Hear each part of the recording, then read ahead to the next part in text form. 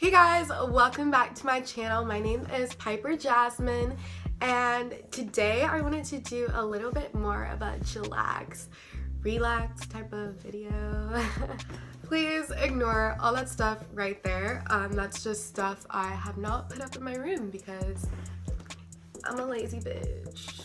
So I'm constantly looking for good Netflix shows to watch, and I was like, why not create a video of my top binge-worthy Netflix shows, or just shows in general. These shows are gonna be like on Hulu, Netflix, Amazon. I'll tell you guys, of course, but yeah, I thought it'd be like a cool video because I thought it'd be like a nice chillax type of video where we can just like sit and hang out, talk about our favorite shows. So my first binge-worthy show, True Blood. Like, I finished that show in like, I want to say a week. I had February break and I just finished the rest of the show. It's the most amazing show ever. So like, if you're like me and you love Twilight and you just like, or the Vampire Diaries, like you'll love it if you love the Vampire Diaries. You'll love it if you love like vampires and werewolves and stuff. So that's primarily what that show is based about. Like this girl named Sookie, and I think they lived in somewhere in the South. I'm sorry, that's all I can tell you. I can't remember. He meets a vampire, Bill Compton, and Sookie turns out to be a half fairy and a half fae. And it's just such a great show if you love vampires and werewolves, because Twilight just isn't enough for you anymore. Sorry if I'm still stuck in my between years. Great show, 10 out of 10. You can watch it on Amazon Prime, or you can get the HBO app, which is also what I have. This is Sun not out anymore because I was going to film one more video. My next binge-worthy show would probably be this Netflix show. It's on Netflix, and it's called The Mist, and it's super good. So basically, it's about this couple and their teenage daughter, and in the area that they're living in, all of a sudden, there's just this strange mist. And, you know, people can disappear from the strange mist, or when you go in, you don't come out, and like bad things just happen during the mist. And so basically the family, they kind of get broken apart. Like the mom and the daughter go to the mall, and then they're stuck at the mall, and then the dad, you know, he's not with them. He's trying to find his family again. That's basically what that whole season, it only had one season, but that's basically what it was about. It was really good. I finished the show in like 2 days. Obviously, I have no life. Like, please don't judge. 10 out of 10. Totally would recommend it. Great drama. Great drama. Like, just sipping your tea the entire time you watch it. My third binge-worthy, I'm not even sure how many I'm gonna do. I'm just gonna like do as many as I can think of. My third binge-worthy show would probably have to be the show called Slash, or is it called Slasher?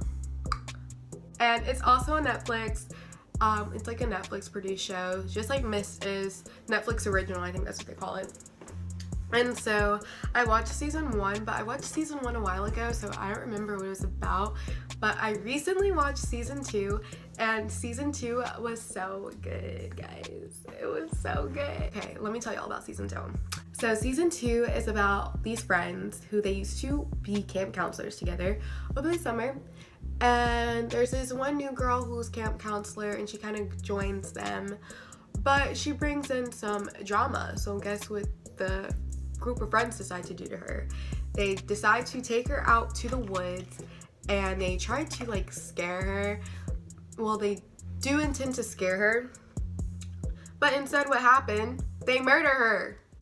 So fast forward 5 years, they because they buried her body out in the woods.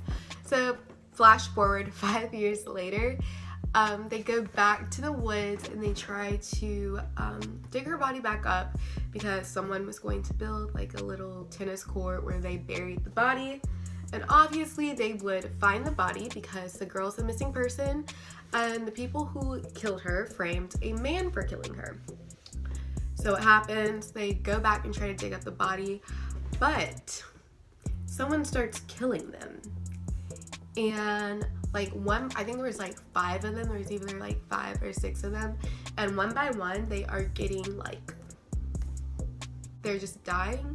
Like there's just this murder on the loose out in the freezing cold in the middle of nowhere, in the snow, and there's just this murderer like hunting them down, and nobody knows who it is. And like when you watch it, you will be shook.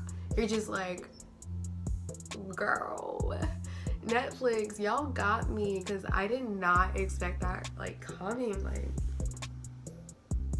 what? But if you like shows or like movies like Scream, the TV show, which is, I thought it was good, or the movies, or you just like horror stuff like that, then you would probably very much so enjoy the show. It was very good. So another show that I would say that is definitely binge worthy is Big Little Lies. Oh my god, I'm sure like so many people have heard about Big Little Lies because it has the best cast ever to exist in history. Like, okay, I might take that back, but it has Nicole Kidman, Isabella, is it Isabel? Wait, fuck, what's her name? I know her name. Zoe Kravitz, Shailene Woodley, Reese Witherspoon, Alex Skarsgård, the finest man on earth, and he's on True Blood too. And they have more people in there, I'm sure. I just don't really know who they are. It's just such a great show, and it deserves all the awards that it won, hands down. I finished that show in like a day because it was phenomenal. So basically, I don't really know how to like explain it in a short synopsis, but you just have all these women and, you know, obviously men, and there's just so many secrets going around in the small town that they live in. And so a lot of them finally start to come out, and you're just gonna be like shocked with all the revelations that happen. And basically the first episode of the show, you see these cops at a murder scene, and they are interviewing people about who could be the murderer because someone died. So throughout the entire season, it's literally like 7 episodes, but throughout all this time, you try to figure out who died, who killed them, why. And during that time, you kind of just, you find out how all these characters are intertwined with each other, and then you find out who died and how they died, and it's just like, it's so good, you guys. It's so good. It's worth just getting HBO and trying, because that's what I did before my mom actually got us HBO. I just did that whole 1 week, 1 month trial, whatever, with the risk of forgetting that I did that. And it's so worth it because it's hands down one of the best shows that has ever aired on television. Another binge, oh, you can watch Big Little Lies on the HBO Go app. I think that's where you can only find it. I don't think it's on Hulu. So another binge-worthy show is definitely The Handmaid Tales.